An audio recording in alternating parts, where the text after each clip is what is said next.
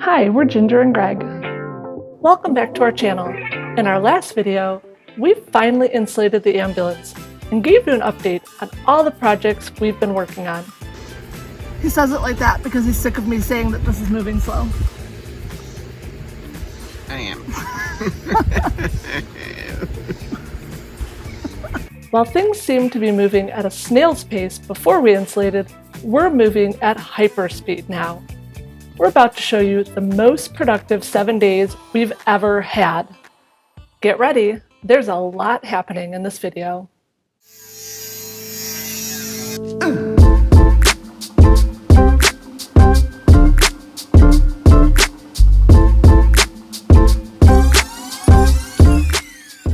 I know, you thought we were done with demolition, but not quite.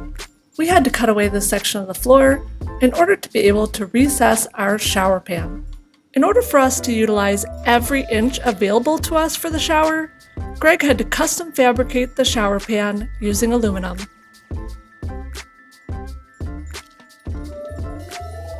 Of course, he had to weld in new supports underneath the pan and weld the pan in place. All right, so shower pan is in, and it feels super sturdy, and it really does feel like you have a good amount of space to take a shower. We told you guys this is going to be a seamless floor over the shower pan, and that's absolutely happening, although probably not today. But what we'll do is we'll create a piece that'll drop in here, and it'll have the same floor as the rest of the camper, and it'll just pop out when you want to take a shower. So it may be a little hard to see, but the shower pan does slope towards the back where there's that opening, which will obviously have a strainer over it. But what you can't see is that entire back, what looks like a back seam, is actually open, just the tiniest bit. And that is so if we are not completely level, the water can still go into this channel that Greg built underneath that hole, and it can lay in that channel and eventually drain out once we get level. So, you know, we typically take the stop and go, what they call a Navy shower. So yeah, we're not too worried about water overflowing or anything like that. Obviously, we don't have water in yet to test it, but yeah, this is it. I think Greg did a great job. So that is done. With the shower pan in place, we moved on to installing our walls. We're putting 1 inch of rigid foam over the closed cell spray foam before we install our wall panels. We're using HDPE sheets for our wall panels. These panels are made from recycled material and are completely waterproof. Although we don't expect any leaks behind the walls thanks to our closed cell spray foam, in the event that one did occur, there's no chance of mold or mildew growing behind the walls with these panels. They're really easy to cut, and we installed them by screwing directly into the aluminum framing of the ambulance. All right, so the goal was to have the wall so that you can't see any of the screws.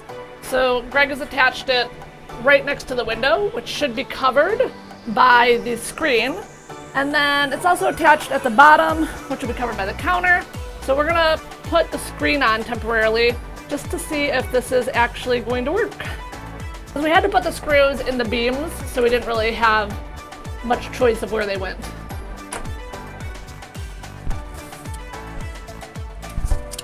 Yeah, I mean, it doesn't bother me. The screw is wide and it's in the corner. It doesn't bother me honestly either. You can barely see them. Yeah. If you look closely, you can still see pink foam. So in hindsight, we should have had the skirt made a 3 1/4 inches probably, but what I'm gonna do is we're gonna take the screen off, and I'm actually gonna put black duct tape over the pink. And then you can just spray it in black. Yeah, but then I have to tape off the wall, and yeah. So I'm probably just gonna put some black duct tape, and I think that's gonna take care of it. I'm really happy with the window. Yeah. What do you think? I think it looks great. Yeah. I'm gonna clean all of our dirty fingerprints off and take a better picture of it. All right. First wall is up. And I think it looks awesome. So in order to finish insulating and putting up the wall panel, we need to run the refrigerant or the AC lines for the AC unit. So the inside AC unit is going to be right there. And then the AC lines are going to go above the window all the way around until they get to right over there where that hole is. They're going to be going out the back wall and to the outside unit. This is the back side of the inside unit of the air conditioner. And here are the refrigerant lines that are coming out of it. According to the manual, there are 3 ways you can run them. You can run them down and to the right, like they are now. You can run them down and then like straight back, or you can run them down and to the left. Down and to the left is the worst way to run them. It said don't do it unless you have to. And of course, we have to, so that's what we're doing. I guess it's the worst because it's just not as nice of a turn. I don't know. We don't have a choice, so that's what we're doing. I'm trying to figure out how this is supposed to go. Because we have to bend the line, the refrigerant line, but they don't tell us like, okay, should I bend it like directly like that, or should I move it like in a circular way toward the front to unbend this band? I have no idea. I don't know either. Do you think it makes that big of a difference? Yeah, Okay, so now what? I guess we'll have to look into the manual, what they recommend, if they even say. What are you learning?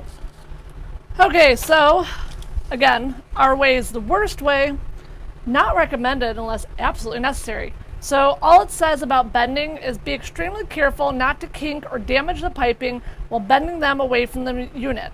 Any dents or kinks in the piping will seriously affect the unit's performance, but it does not tell you how to bend them. No. It just says don't kink it at all. Alright, I know. guess I just have to try and hope for the best. I guess I'm gonna try to bend one. Hopefully it's not gonna break or kink. Have I mentioned that this unit is now on back order? So don't screw it up. I like to be encouraging. Can see that.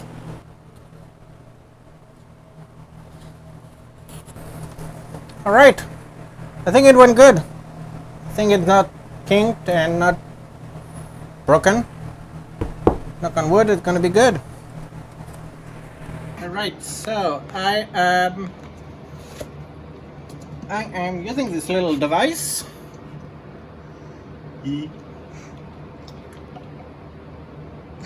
Anyway, to look because I want to drain our AC through a hole that is a tube that is here, and I just want to make sure that it's not clogged, and I'm gonna drill on top and hope for the best. Oh, that little camera is a gift from Arnie. Speaking of Artie and Kathy, they went to Red Lobster and they brought us back Cheddar Bay biscuits. Oh. You want one? No, my hands are dirty. Okay, they're delicious. Here they are. Thanks, Arnie and Kathy. This mini split air conditioner also has a built-in heat pump, so we can use that when it's a little bit chilly and we don't want to turn on our main furnace. I'm happy with how it looked. It's not too much in the way. I think it's gonna work pretty good. We can now move on to finishing the dinette wall.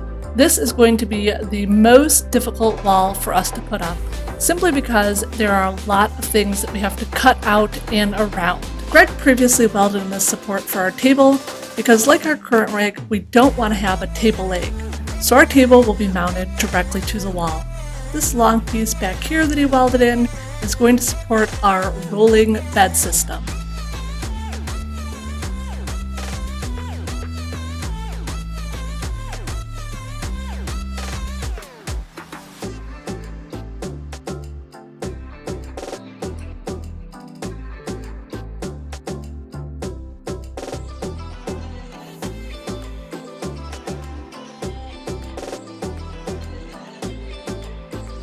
first half of this build was really consumed with welding and electrical, two things that I don't really know how to do. So it's really nice to move on to this stage of the build and to feel useful again.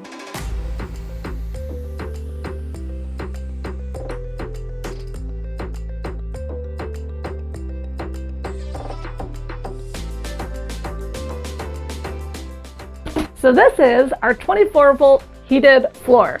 Yes, we are going to have heated floors in our camper. I am super excited about this. This heated floor is going to be underneath us when we step out of bed in the morning. It's going to feel awesome when we're in any kind of chilly climate. This is a 24-volt heated floor. The reason we went with 24-volt instead of 12-volt is because our Tesla batteries are 24-volt. And running it directly from the Tesla batteries is going to take less current than running a 12-volt through our DC to DC converter. So, going to get this down so that we can then get our floor down.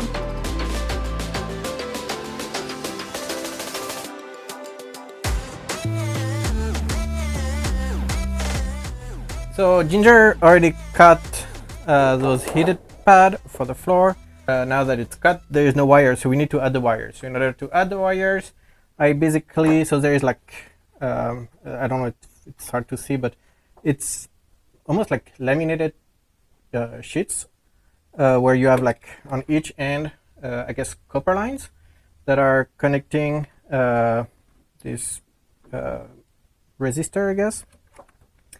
And in order to attach more wires to it, we basically need to take this one of the layer of that clear film where those copper lines are out, such a way that we can weld or solder another wire to it. So just with a thin blade, try to get underneath.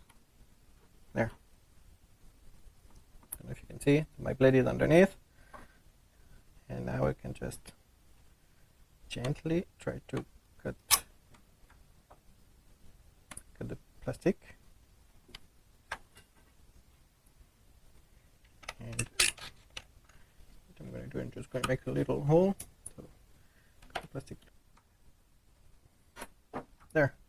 Now I have this tiny piece of plastic out, and now instead of that, I will be able to solder directly on this copper plate the electrical wire.